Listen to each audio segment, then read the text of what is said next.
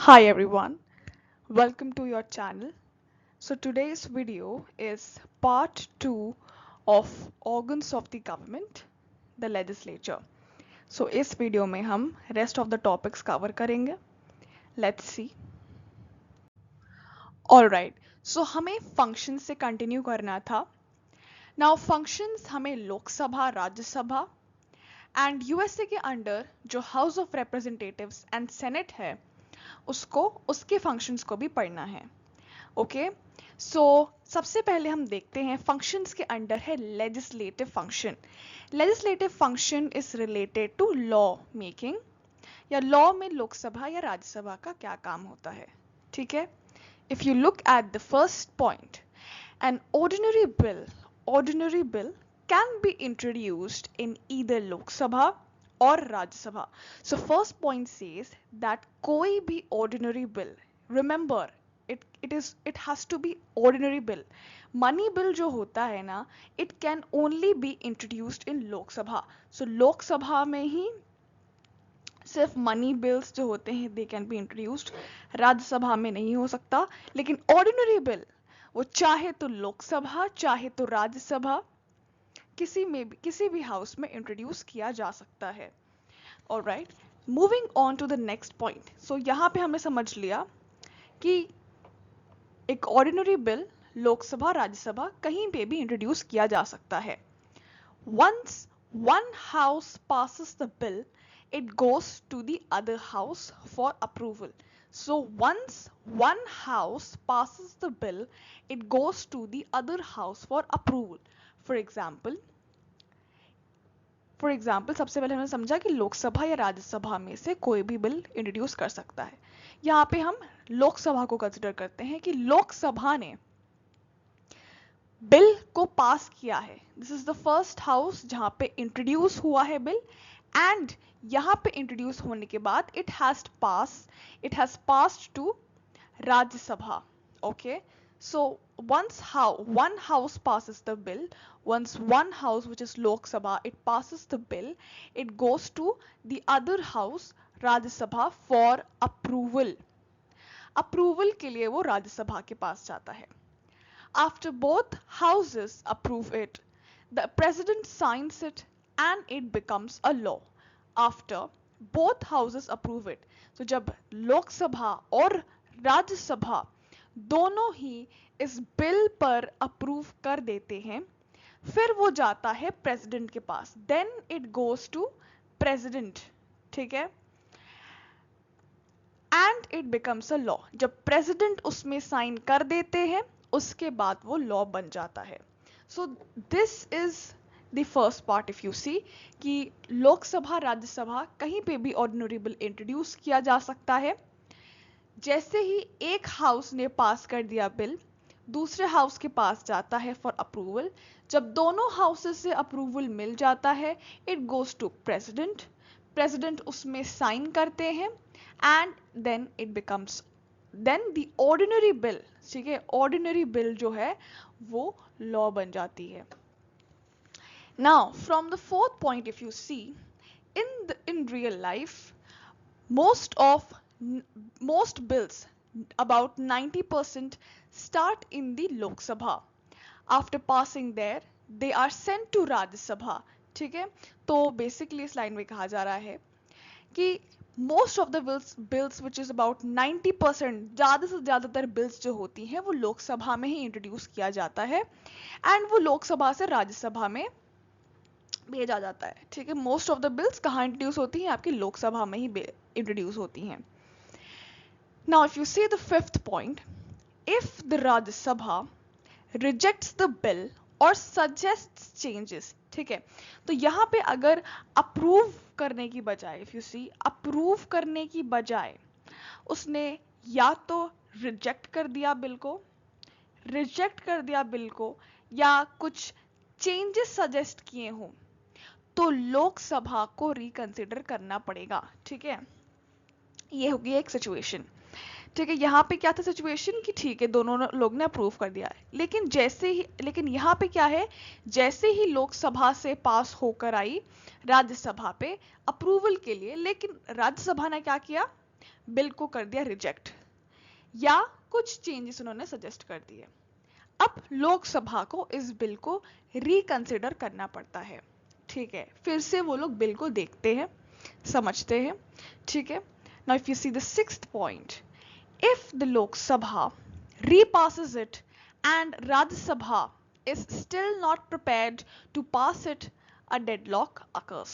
ठीक है, if you see here fifth point में, अगर राज्यसभा ने रिजेक्ट कर दिया बिल को या सजेस्ट किए चेंजेस को, तो लोकसभा जो है, लोकसभा चाहे तो उनके चेंजेस को कंसिडर कर सकता है, चाहे तो वो बिल को वैसे ही वैसे रख सकते हैं। वो चाहे तो चेंज करे, चाहे तो ना चेंज करे, there is no force binding on them. ठीक है, अब क्या होता है, अब फिर से लोकसभा फिर से पास करती है। ठीक है, फिर से विदाउट कंसिडरिंग या कंसिडर करते चेंजेस वगैरह को वो फिर से पास करती है, और राज्यसभा अभी भी फिर से वो it is not prepared to accept it, not prepared to approve it, not prepared to pass it, Rajya Sabha अभी भी अप्रूव नहीं कर रही है उसको, तब क्या होता है, डेडलॉक आ जाता है। तब क्या होता है, डेडलॉक आ जाता है। अब डेडलॉक में क्या होता है, if this deadlock remains, next you see the seventh point, if this deadlock remains unresolved for 6 months, ठीक है, ऐसे ही ये जो दिक्कत है वो राज्यसभा कंसिडर कर ही नहीं रही है, ठीक है, it is not prepare to pass it. ठीक है, तो डेडलॉक अकर हो जाता है, और ये डेडलॉक, ठीक है, इफ दिस रिमेन्स अनरिजॉल्व, ये 6 मंथ तक सॉल्व, ये डेडलॉक सॉल्व हुई नहीं है, तो president, remember, president summons a joint session of both the houses. कौन समन करता है, प्रेसिडेंट जो है वो समन करते हैं बोथ द हाउसेस। ठीक है, एक जॉइंट सेशन करते हैं of both the houses.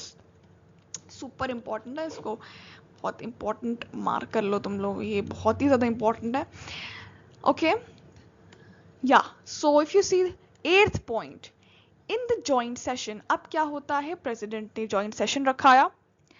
Joint session के अंदर क्या होता है, जो लोकसभा है has more members, so it usually has more power in decision making। ठीक है, अब देखो जॉइंट सेशन रखा गया, सो हमने पढ़ा था ना कि लोकसभा के अंदर कितने मेंबर्स होते हैं, 545 मेंबर्स। ठीक है, 550 मेंबर्स होते हैं, I mean, and currently there are 545 members, and Rajya Sabha में there are 250 members. So comparatively Lok Sabha के पास ज्यादा मेजॉरिटी हुई, सो पावर भी लोकसभा के पास हुई डिसीजन मेकिंग में भी, तो लोकसभा की ही ज्यादातर सुनी जाती है। ठीक है, if you see this ninth point, the speaker of the Lok Sabha leads the joint session. So जो ये जॉइंट सेशन जो ये प्रेसिडेंट समन करते हैं, that is led by whom, that is led by speaker. Please get the difference, okay, कि speaker का क्या काम है और प्रेसिडेंट का क्या काम है। ठीक है, मैं फटाफट से एक और बार तुम्हें ये बताती हूँ। सबसे पहले क्या होता है, सो या लेजिस्लेटिव फंक्शन जो है लोकसभा का, क्या है कि जो ऑर्डिनरी बिल होता है, ordinary bill can be introduced in either Lok Sabha या राज्यसभा। ठीक है, सपोज यहाँ पे लोकसभा ने इसको इंट्रोड्यूस किया, then it will go to Rajya Sabha. Rajya Sabha के पास सपोज 3 चॉइसेस हो जाती हैं। पहला, वो उसको अप्रूव कर दे, दूसरा वो उसको रिजेक्ट कर दे, तीसरा उसमें वो कुछ चेंजेस बता दे। ठीक है, सो ये 3 चीजें राज्यसभा के पास ऑप्शंस होते हैं। अब क्या हुआ, सपोज उसने अप्रूव कर दिया, अप्रूव करने के बाद it goes to president, president उसको साइन करते हैं, एंड फिर जो ये ऑर्डिनरी बिल होता है वो बन जाता है लॉ। पर अगर ये दोनों सिचुएशन आ जाती है कि राज्यसभा ने रिजेक्ट कर दिया या कुछ चेंजेस बता दिए, तो लोकसभा को रिकंसिडर करना पड़ता है। Lok Sabha has to reconsider. अब वो चाहे तो चेंजेस को अपना सकते हैं, चाहे तो वो ना भी अपनाएं, ठीक है, उन पे कोई भी फोर्स बाइंडिंग नहीं है। अब रिकंसिडर कर लिया उन्होंने, फिर से इसके बाद वो रीपास करते हैं, दे रीपास इट टू राज्यसभा। अब राज्यसभा ने फिर से इसको एक्सेप्ट नहीं किया, फिर से सपोज उसको एक्सेप्ट नहीं किया। अब क्या होता है, अब आता है डेडलॉक, अब आ जाता है डेडलॉक। अगर ये डेडलॉक 6 महीने तक सॉल्व नहीं हो पाता है, ये डेडलॉक 6 महीने तक सॉल्व नहीं हो पाता है, 1 मिनट,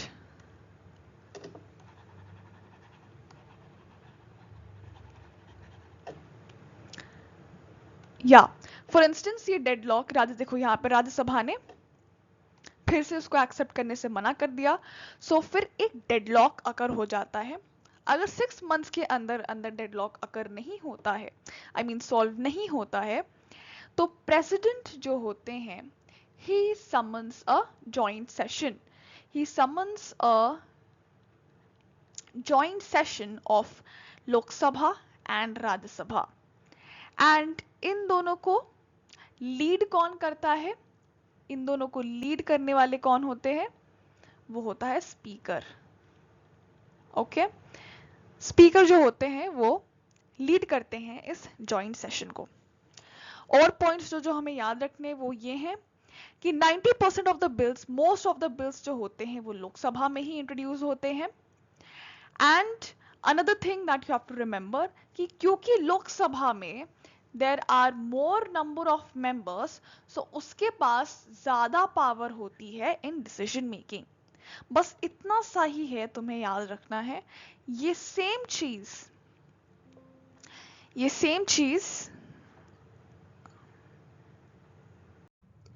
हाँ जी, सो आई वाज सेइंग कि सेम ही पॉइंट्स तुम्हें लेजिस्लेटिव पावर ऑफ राज्यसभा में भी लिखना है, ठीक है, सेम है, प्रॉपर सेम है। क्या था, अगर मैं तुम ब्रीफली बताऊं फटाफट, कि ऑर्डिनरी बिल जो होता है it can be introduced either in Lok Sabha या राज्यसभा, ठीक है, 90% ऑफ द बिल्स राज्यसभा में इंट्रोड्यूस होते हैं, ठीक है। सो फॉर एग्जांपल राज्यसभा में इंट्रोड्यूस हो गया, then it passes to sorry Lok Sabha में इंट्रोड्यूस हो तो it passes to Rajya Sabha. Rajya Sabha के पास अगेन 3 ऑप्शंस हो जाते हैं कि वो उसको एक्सेप्ट कर ले, ठीक है, एक्सेप्ट इन द सेंस या अप्रूव कर दे, approve is more better word, approve कर दे, एंड या तो उसमें कुछ चेंजेस बता दे, या तो उसको वो रिजेक्ट कर दे। अप्रूव कर दिया तो it goes to president, president उसमें साइन करते हैं and then it becomes a law, ठीक। अगर ये दोनों ऑप्शन आ जाता है कि चेंजेस या रिजेक्ट करना है, तो लोकसभा को रिकंसिडर करना होता है, ठीक है, Lok Sabha has to reconsider it. Lok Sabha के पास ये बाइंडिंग नहीं होता है कि उनको जरूरी है कि चेंज करना ही करना है, ठीक है। अब लोकसभा है वो फिर से रीपास करेगी। अब अगेन राज्यसभा ने फॉर एग्जाम्पल राज्यसभा ने उसको रिजेक्ट कर दिया, फिर आता है तुम्हारा डेडलॉक। अब ये जो डेडलॉक है, अगर ये 6 मंथ्स तक बरकरार रहा, तो प्रेसिडेंट जी हमारे आते हैं एंड ये समन करते हैं जॉइंट सेशन, ठीक है। सो प्रेसिडेंट जो होते हैं ये समन्स जॉइंट सेशन, एंड इसको लीड कौन करता है, स्पीकर, ठीक है। जॉइंट सेशन को लीड करने वाला स्पीकर होता है, समन करने वाले प्रेसिडेंट होते हैं। बस इतना सही है। अब इसमें भी तुम्हें ये बताना है कि लोकसभा, सिंस लोकसभा जो है उसके पास पावर ज्यादा होती है, इसलिए लोकसभा की सुनी जाती है डिसीजन मेकिंग में, एंड रेस्ट बस इतना ही पॉइंट था, ठीक है। तो ये सेम तुम्हारा राज्यसभा में भी लिखा जाएगा, लेजिस्लेटिव पावर में तुम्हारा सेम लोकसभा में भी लिखा जाएगा। Next function that we need to talk about is the constituent function of Lok Sabha and Rajya Sabha. Now constituent का मतलब क्या होता है? It is related to Constitution Amendment Bill. ठीक है। अ कॉन्स्टिट्यूशन अमेंडमेंट बिल, हमने इससे पहले ऑर्डिनरी बिल के बारे में पढ़ा था। Now we are talking about the constitution amendment bill. So constitution amendment bill जो है, it can be introduced either in Lok Sabha और राज्यसभा, सेम एज आपका ऑर्डिनरी बिल था। जैसे ऑर्डिनरी बिल दोनों ही लोकसभा राज्यसभा इंट्रोड्यूस कर सकते हैं, सिमिलरली कॉन्स्टिट्यूशन अमेंडमेंट बिल जो है, that can be introduced by either Lok Sabha or Rajya Sabha, but it will be considered passed only when both houses agree to it. Now similarly जैसे हमने पढ़ा था पहले वाले में, फर्स्ट फंक्शन में, लेजिस्लेटिव फंक्शन में, जैसे ऑर्डिनरी बिल किसी भी हाउस में इंट्रोड्यूस किया जा सकता है and both the houses has to approve on it, ठीक है। एक ने इंट्रोड्यूस किया, then it passes to the next house, so both the houses has to approve on the bill, ठीक है।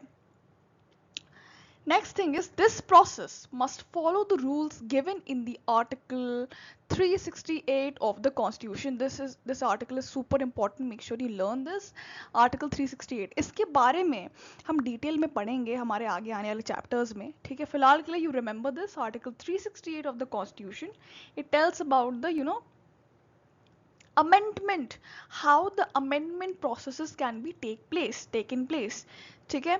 Now together the Lok Sabha and the Rajya Sabha, Lok Sabha and the Rajya Sabha can change any part or article of the constitution। Parliament साथ में बैठ के, मतलब लोक सभा राज्य सभा together can change any part or article of the constitution। However, देखो अभी तुम इसको ऐसे समझ लो, ब्रीफली समझ लो, इसके बारे में हम लोग डिटेल में समझेंगे हमारे आने वाले चैप्टर में, ठीक है। सारे मेथड्स के बारे में समझेंगे, कौन कौन से मेथड्स होते हैं ऑफ अमेंडिंग द कॉन्स्टिट्यूशन, ठीक है। किन किन प्रोसेस से अमेंड होता है, क्या क्या स्पेशल प्रोसेस रहते हैं, क्या क्या रहता है, उसके बारे में बातें पढ़ेंगे। फिलहाल यू सी दिस कि आर्टिकल 368 में there is its given about the amendment of the constitution, and amendment करने के लिए हमें लोकसभा राज्यसभा दोनों की जरूरत पड़ जाती है, ठीक है। ऊपर से अगर कुछ स्पेशल पार्ट्स होते हैं, some special parts of the constitution can be changed only if both houses of parliament approve it and more than half of state legislatures also agree. So some changes need approval from the states too, not just parliament। देखो फिलहाल के लिए हम लोग Lok Sabha and Rajya Sabha के बारे में पढ़ रहे हैं, so we need to consider Lok Sabha Rajya Sabha, कि लोकसभा राज्यसभा जो है उन दोनों को साथ में मिलके कॉन्स्टिट्यूशन का कोई भी पार्ट या कोई भी आर्टिकल चेंज करना हो तो दे डू इट टुगेदर, ठीक है। बट कुछ कुछ पार्ट्स होते हैं, स्पेशल पार्ट्स, जहां पे हमें स्टेट लेजिस्लेचर्स की भी अग्रीमेंट या अप्रूवल लेनी पड़ती है। So more than half, remember this, more than half, although हम इसके बारे में डिस्कस करेंगे, बट यू सी दिस, ठीक है। More than half of state legislatures also agree. So some changes need approval of states too, not just parliament, ठीक है। यही है कॉन्स्टिट्यूएंट फंक्शन, जहां पे constitution amendment bill it can be introduced either in Lok Sabha और Rajya Sabha, and according to article 368 both together change any part or article of the constitution. However, some parts they also require the approval from state legislatures. That's it. Again, if you see, same what we have learned in Lok Sabha's constituent function, same we have to write in Rajya Sabha also. Okay, there's nothing different in that.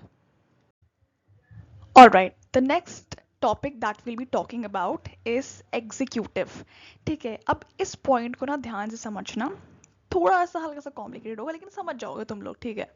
You are intelligent enough, समझ जाओगे। So executive, ways in which legislature controls executive. अब legislature जो है वो कैसे control करता है executive को। अब ये जो एग्जीक्यूटिव होता है ना, वो लेजिस्लेचर का ही पार्ट होता है। Now legislature it actually consists of legislature क्या है हमारा? पार्लियामेंट है, so it consist of Lok Sabha, Rajya Sabha and president. अब एग्जीक्यूटिव क्या होता है? Executive means prime minister, council of ministers, president, vice president. तो ये यूनियन लेवल पे उस बात जो स्टेट लेवल में भी गवर्नर वगैरह होते हैं, let's not include them, but फिलहाल के लिए these are the priority that we are talking about. So Lok Sabha, Rajya Sabha, parliament, president, ठीक है। तो देखो लेजिस्लेचर के अंदर ही हमारे एग्जीक्यूटिव होते हैं ना, because PM, council of ministers, they are under the legislature. So यही बोल रहा है कि कैसे लेजिस्लेचर ओवरऑल कंट्रोल करती है एग्जीक्यूटिव को। So first of all if we see Lok Sabha, Lok Sabha का function of executive. Now, Article 75, Clause 3 of the Constitution says that the Council of Ministers is responsible to the Lok Sabha. It's very important कि Article 75, Clause 3 of the Constitution कहता है कि जो Council of Ministers होते हैं ना, they are responsible to Lok Sabha. अब इसका मतलब क्या हुआ? This means the ministers are answerable to the Lok Sabha for all their functions. तो ये कहना क्या चाह रहा है कि देखो लोकसभा के अंदर ही काउंसिल ऑफ मिनिस्टर्स होते हैं। लोकसभा को चलाता कौन है? Council of ministers, prime minister, ये लोग चलाते हैं, ठीक है। तो ऑब्वियसली यही लोग तो रिस्पॉन्सिबल होंगे लोकसभा को। Now now these ministers whatever actions they are doing, जो भी वो अपना काम कर रहे हैं, उनको वो सब आंसर करना पड़ेगा ना लोकसभा को। They have to be answerable to Lok Sabha. बस यही बोला जा रहा है कि कॉन्स्टिट्यूशन कहता है कि council of ministers they are responsible to Lok Sabha, क्योंकि वो लोकसभा के मेंबर्स हैं, उनका काम ही वही है। तो जो भी वो काम करते हैं उनके आंसरेबल भी तो होंगे ना लोकसभा के सामने। The next thing is they can stay in power only as long as they have the support or confidence of the majority of members in the Lok Sabha. ठीक है। अब ये जो काउंसिल ऑफ मिनिस्टर्स हैं वो तब तक power में रह सकते हैं जब तक इन लोगों के पास मेजॉरिटी ऑफ मेंबर्स की सपोर्ट होगा, ठीक है। Now usually the prime minister is also the member of Lok Sabha. If the Lok Sabha is unhappy with the ministers, it can remove them by passing a vote of no confidence. The Lok Sabha keeps the ministers responsible by asking them questions about the government work, criticizing their policies, passing special promotions like adjournment motion, call attention motion, censure motion, no confidence motion. Next thing is rejecting the bills or the budget presented by the government. Now, if the Lok Sabha rejects a policy or a bill or passes a no confidence vote against the Prime Minister, then the entire Council of Ministers must resign together. Now listen to me. ध्यान से सुनना। यहाँ हमने समझा कि article 75 clause 3 of the constitution वो कहता है कि जो काउंसिल ऑफ मिनिस्टर्स होते हैं they are responsible to Lok Sabha, क्योंकि ऑब्वियसली हमें पता है कि these ministers are the part of Lok Sabha.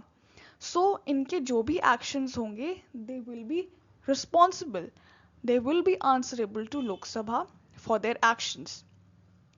अब क्या है, ये जो सारे काउंसिल ऑफ मिनिस्टर्स हैं they can only stay in power जब तक इनके पास सपोर्ट होता है, मेजॉरिटी सपोर्ट होता है फ्रॉम द लोकसभा। जब तक majority of members are supporting this council of ministers तब तक ये लोग पावर में रहते हैं।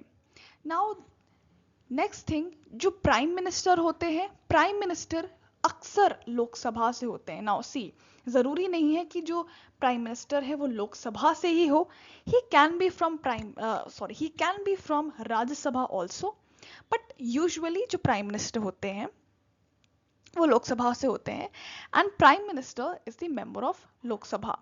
सो if Lok Sabha is unhappy with the ministers, it can remove them by passing a no confidence motion, ठीक है। रिमेंबर, अगर members of Lok Sabha feel like unhappy, unsatisfied with the work of the Council of Ministers, तो वो चाहे so they can pass vote of no confidence against them. Now vote of no confidence क्या है कि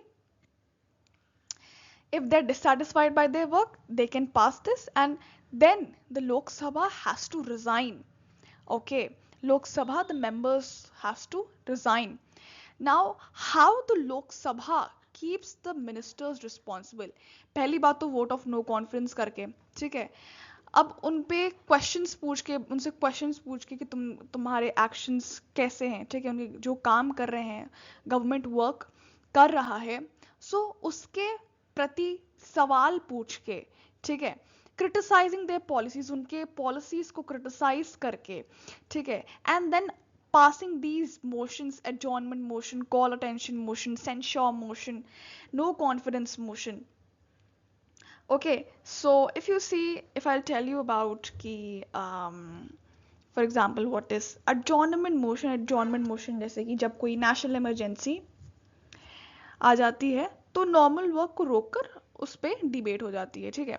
call attention motion का मतलब होता है कि किसी स्पेसिफिक सीरियस मैटर पर सरकार का ध्यान आकर्षित करने के लिए होता है, ठीक है, मतलब बेसिकली प्रेशर डालने के लिए होता है एग्जीक्यूटिव को ताकि वो एक्ट करे उन सब में, ठीक है. वैसे ही सेंश्योर मोशन भी होता है कि जब मेंबर ऑफ पार्लियामेंट, जब एमपीज जो होते हैं, सरकार जो होते हैं, कि किसी एक्शन से नाराज होते हैं, they are not happy with their action, so ये मोशन लाया जा सकता है.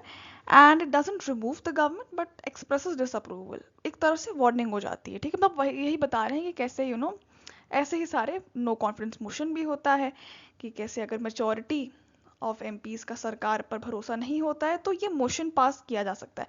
ये ऐसे ही है, बस सारे मोशंस हैं, ठीक है. ये सारे मोशंस जो हैं ये यूज करते हैं, कौन, लेजिस्लेचर यूज करता है अगेंस्ट एग्जीक्यूटिव अगर वो डिससैटिस्फाइड रहती है उनके कामों से, ठीक है. And next thing is by rejecting the bills और the budget presented by the government.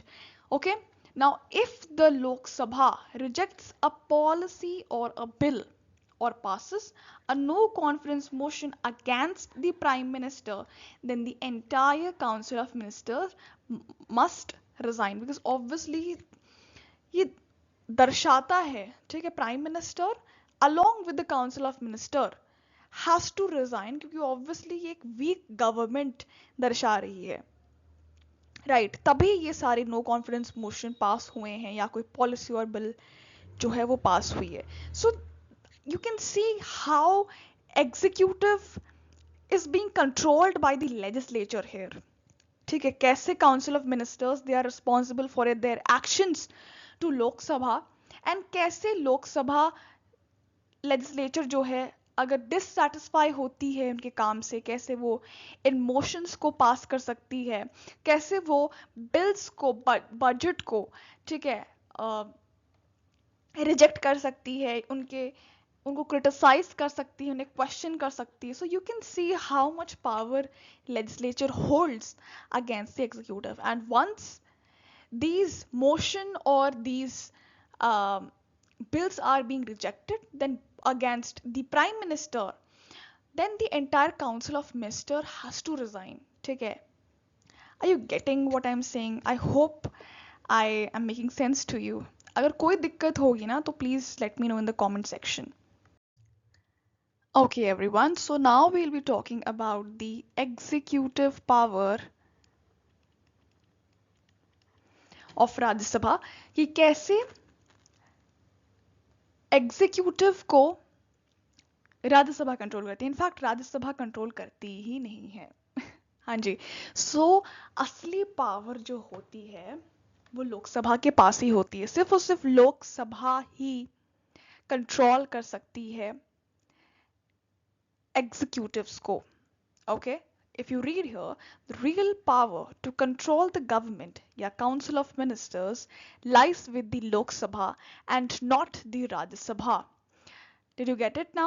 The council of ministers is responsible only to the Lok Sabha. हमने पढ़ा था ना वहाँ पे कि council of ministers are directly और they are responsible only and only to Lok Sabha, मतलब Lok Sabha can remove them from the power by passing the no confidence motion, a vote that shows they no longer support the government.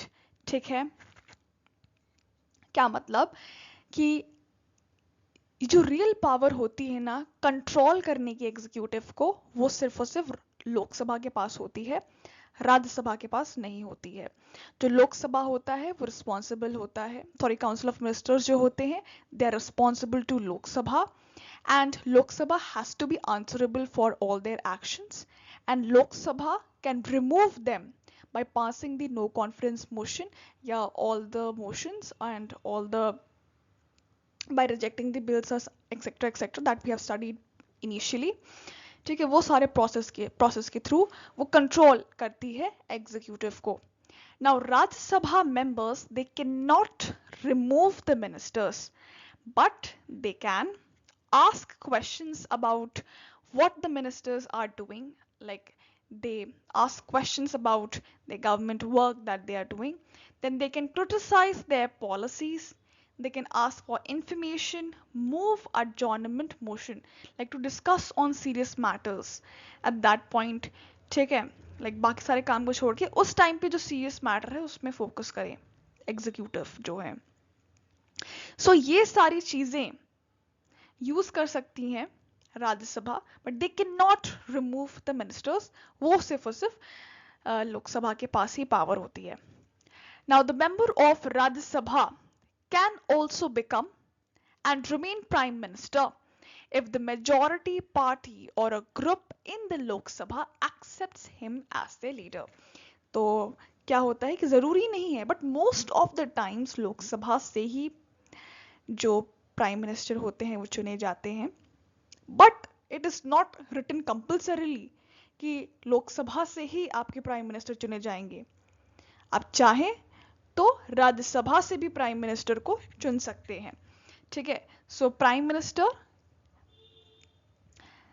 जो है if majority party accept करती है उनको अपना as a leader, then he can become the prime minister from the Rajya Sabha. Rajya Sabha से prime minister हमारे बन सकते हैं। Okay, so now if you see the next function is the judicial function। सबसे पहले हम बात करते हैं लोकसभा के बारे में। If you see the first point, impeachment of the president, impeachment मतलब the process of removal of president, it's a very difficult process। ठीक है, बहुत ही hard process है and बहुत ही मुश्किल, बहुत ही हार्डली ये प्रोसेस को किया जाता है। ठीक है, लाइक अगर बहुत हद तक ही प्रेसिडेंट जो है इज नॉट वर्किंग अप्रोप्रिएटली, तब जाके ये impeachment प्रोसेस को लागू किया जाता है। Now this impeachment of the president और the removal of the president can start in either house. ठीक है, दिस impeachment प्रोसेस को it can start in either house, both Lok Sabha and Rajya Sabha. Rajya Sabha Lok Sabha कोई भी हाउस में ये impeachment प्रोसेस को शुरू किया जा सकता है, and it must pass, they must pass it with the 2/3 majority. So दोनों लोकसभा एंड राज्यसभा को पास करना होता है impeachment ऑफ द प्रेसिडेंट को विद द 2/3 मेजॉरिटी। उनके रिमूवल को अप्रूव करने के लिए Lok Sabha and Rajya Sabha with the 2/3 majority they have to approve it or pass it। If we see the second point, Lok Sabha investigates charges made by the Rajya Sabha against the vice president। Again, talking about the removal of vice president, so vice president के against charges कौन बनाता है? charges की responsibility होती है राज्य सभा की, एंड उन चार्जेस को इन्वेस्टिगेट करने का काम किसका होता है? लोकसभा का। ठीक है, the third point is both houses can pass a resolution to remove जजेस of supreme court and high court.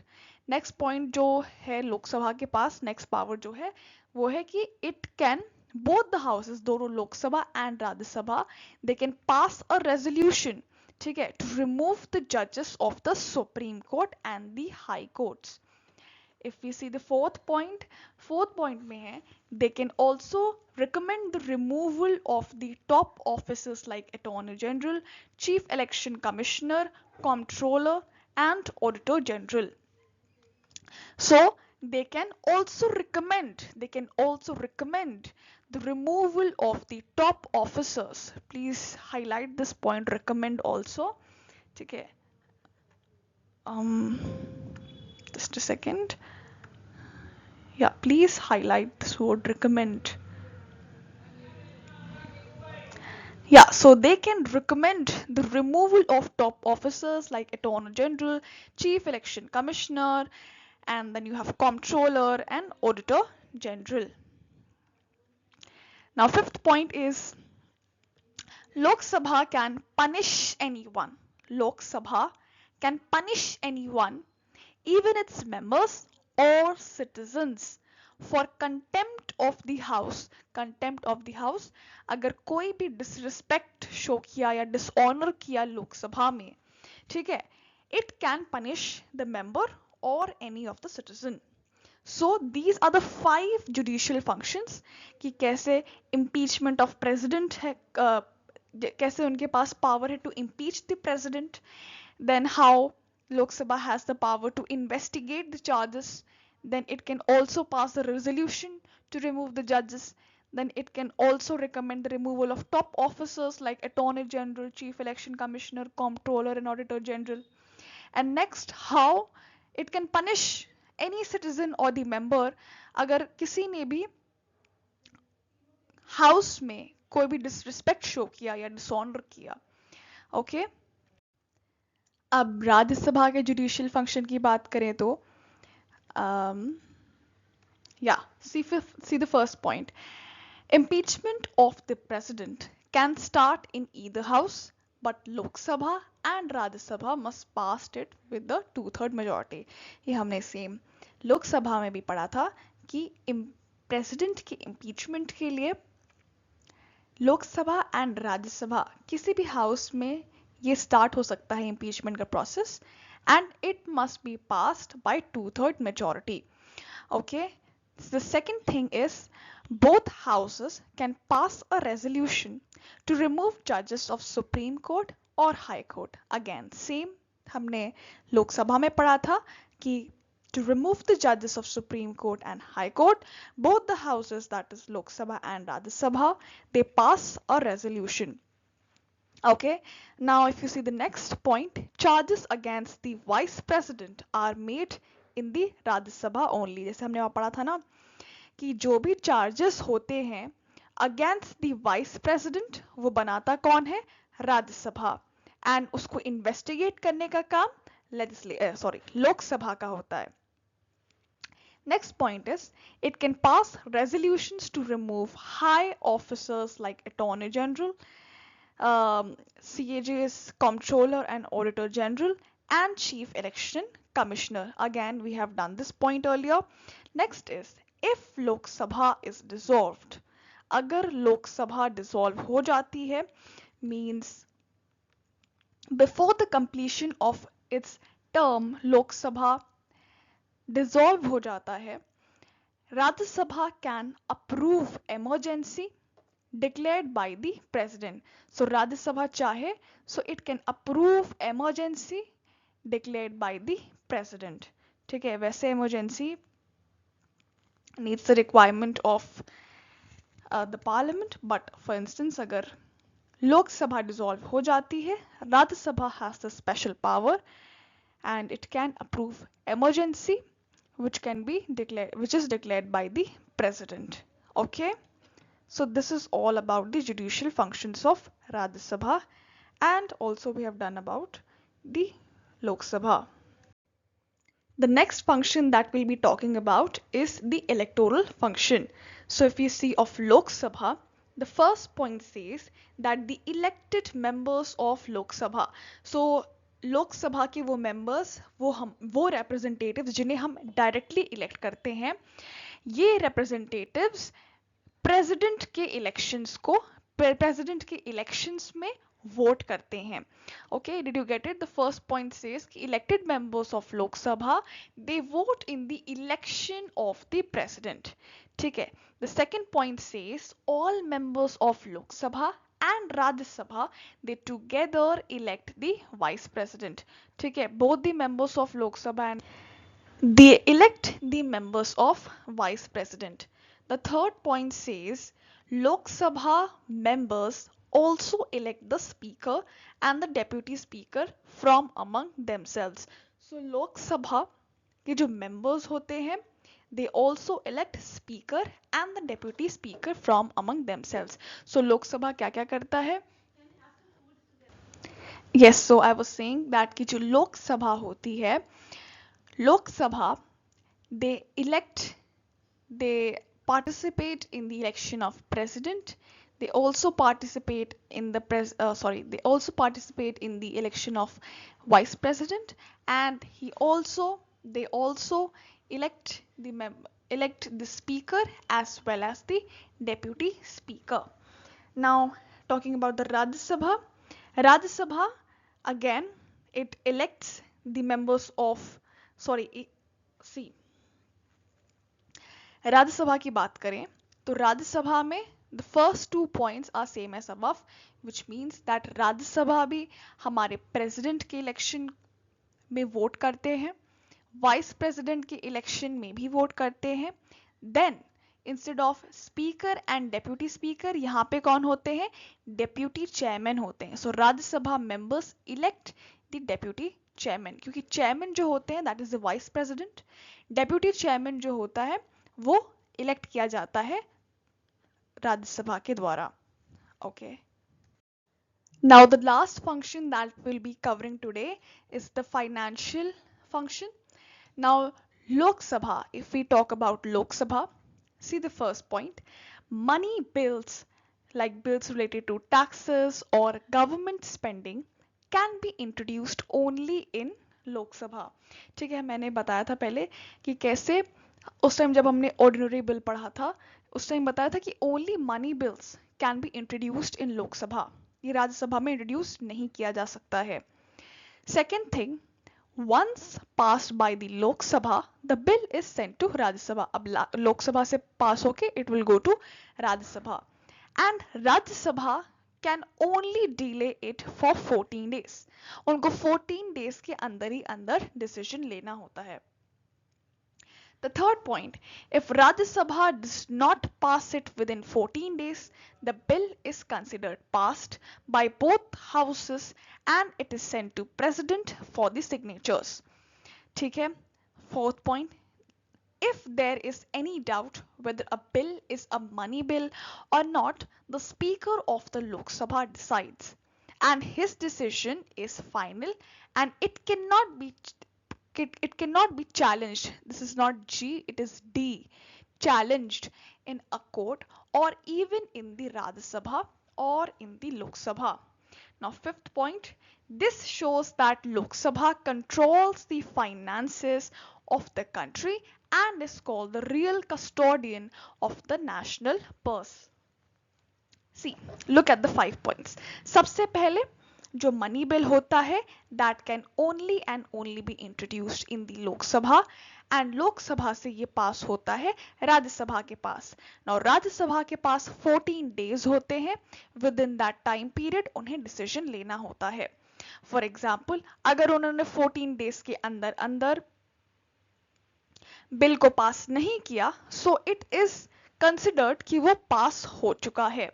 ठीक है. Now that is considered pass, and पास होके just a second, पास होके it's having some issues.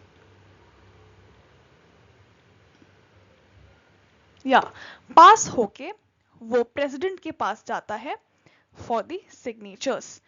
अब for example अगर कोई doubt रह जाता है वेदर वो जो बिल है it is a money bill और नॉट, तो हमारे जो स्पीकर होते हैं लोकसभा के वो डिसाइड करते हैं. स्पीकर जो होते हैं लोकसभा के वो डिसाइड करते हैं एंड उनका डिसीजन जो होता है दैट इज फाइनल. उनको ना ही कोई कोर्ट में चैलेंज कर सकता है, ना ही राज्यसभा में, ना ही लोकसभा में. ओके, नाउ दिस शोज कि लोकसभा जो है it controls the finances of the country and therefore it is called as the real custodian of the national purse. Remember this line, it's very important. Okay, now talking about the financial function of Rajya Sabha. राज्य सभा में again सब same process ही है कि कैसे money bill सिर्फ और सिर्फ लोकसभा में इंट्रोड्यूस हो सकता है. एंड राज्यसभा के पास 14 डेज के अंदर अंदर ही उनको जवाब देना होता है. अगर उन्होंने जवाब नहीं दिया तो उसको कंसिडर कर दिया जाता है that it is passed by both the houses. फिर उसको प्रेसिडेंट के पास भेज दिया जाता है. Okay, and even if Rajya Sabha, अब राज्यसभा ने अगर कोई अमेंडमेंट सजेस्ट भी किए, ठीक, with in 14 period of spam उनको मिलता है ना, उनको डिसाइड करना होता है हाँ या ना, या कुछ चेंजेस करने हैं या कुछ. तो अगर राज्यसभा सजेस्ट करती भी है कि कुछ अमेंडमेंट करना चाहिए या नहीं, लाइक करना चाहिए, so it's upon the Lok Sabha कि वो उसको एक्सेप्ट करे या रिजेक्ट करे. It is not at all binding upon them. ठीक है, वो चाहे तो एक्सेप्ट करे उन चेंजेस को, या चाहे वो रिजेक्ट करे. It's definitely not binding upon them. Okay, that's it for today. इतना ही था. So we have covered the composition and the functions of the Indian legislature. इसके बाद हम लोग USA के legislatures का composition as well as functions को in detail में पढ़ेंगे. I hope you have understood everything. फिर भी कोई issues या doubts हो, you can ask me in the comment section. I hope everything is clear. Please do like, share and subscribe, and I'll see you in the next video. Till then, bye bye.